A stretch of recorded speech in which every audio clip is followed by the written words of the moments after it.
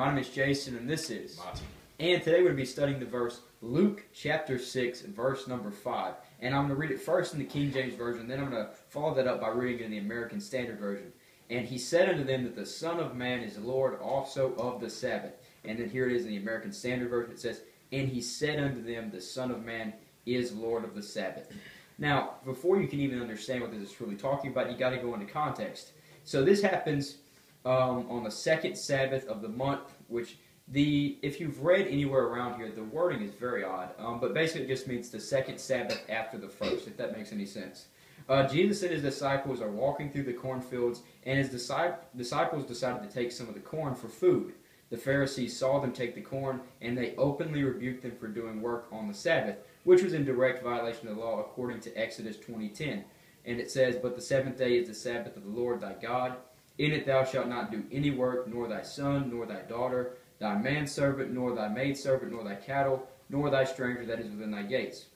So obviously, they weren't listening to Exodus 20:10, and the Pharisees pointed that out. Now Jesus responded to this by citing an example of David taking showbread from the altar when he was on the run from Saul, which was very unlawful for him to do because showbread was only used for the priests as food. So he cites that, and then he retorts with our title verse, which is Luke 6:5.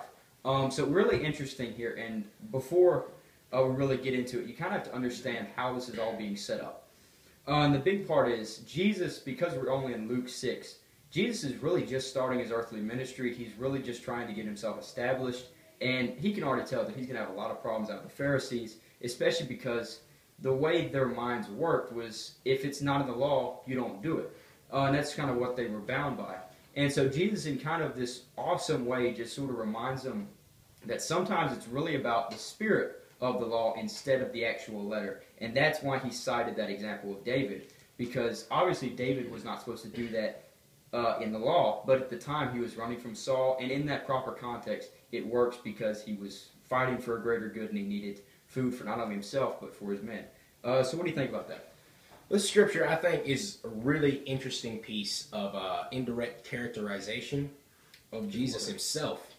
And I thought it was very interesting because if you read about Jesus' ministry, you read where he says a lot that he didn't come to diminish the law, especially later on in his ministry. He says he comes to fulfill the law, which is talking about the first 5 books of Moses and the books of the Old Testament, which lead up to his birth.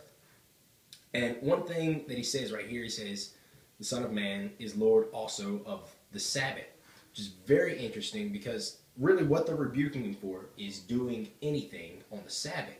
But one big thing about the Sabbath that you read in the Old Testament, it says, remember my Sabbath and keep it holy. Now, this is obviously a holy act that Jesus is doing. But beyond that, the Pharisees see that he's doing work on the Sabbath. It's very interesting, kind of mixing it up. They're looking for the bad in him, and it's because he doesn't represent what they expect a Messiah to represent, and they're not looking for him to do that. But one thing he's doing is he's fulfilling part of the law. He's fulfilling the fact that he is going to be Lord of the Sabbath also, and he's going to keep it holy in that way. And that's one thing that I found very interesting about this verse. But yes, this verse I was reading the other night, and this is kind of where it came from, the whole idea is I was reading in Luke, and this really just stuck out in my head as just a prime example of why I think Jesus came to earth. And it wasn't to abolish the law, like you said, but it was to fulfill the law. And even when he's talking to the young rich ruler right before this, he tells him that the way to fulfill all the law is to do 2 things. One is love God with all your heart, all your soul, and all your might, and then love your neighbor as yourself. If you've done that, you've fulfilled all the law. And that's the beautiful thing about it. And so we kind of then go back into the next part, and Jesus' ministry is continuing on, and he says this. And the thing you've got to remember through all of this is the Pharisees don't give up.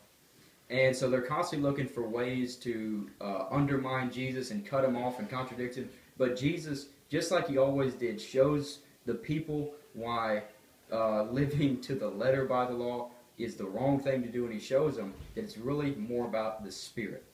And I think that's kind of what this verse is all about. It shows. That's basically what he says. The law is all about having a relationship with God. And I was talking to somebody the other day about that. It's very interesting how everything in the law is about having a relationship with God. And then Jesus comes and says, you know what? Everything that we've done so far has been to protect the Jews and to separate them. But the biggest part is to have a relationship with me. So do that. And as I said earlier, it's like indirect characterization when he's saying the opposite of what all the Pharisees are expecting him to say and to preach and to believe. And he's just like, no, that's not the way it is. He never conformed to that simply because they were the people that could have helped him in his ministry greatly, in great ways. He said, no, I'm going to speak exactly what I'm here to speak. I think that's the beautiful thing about Jesus' ministry and really what he came here to do. So, I think that's everything unless you have anything lastly to add. No. Okay, so with all that said and done, before you go, be sure to leave a comment down below. Tell us what you thought of the video. Be sure to subscribe. And with all that said and done, my name is Jason. You are Monty. And we're signing off.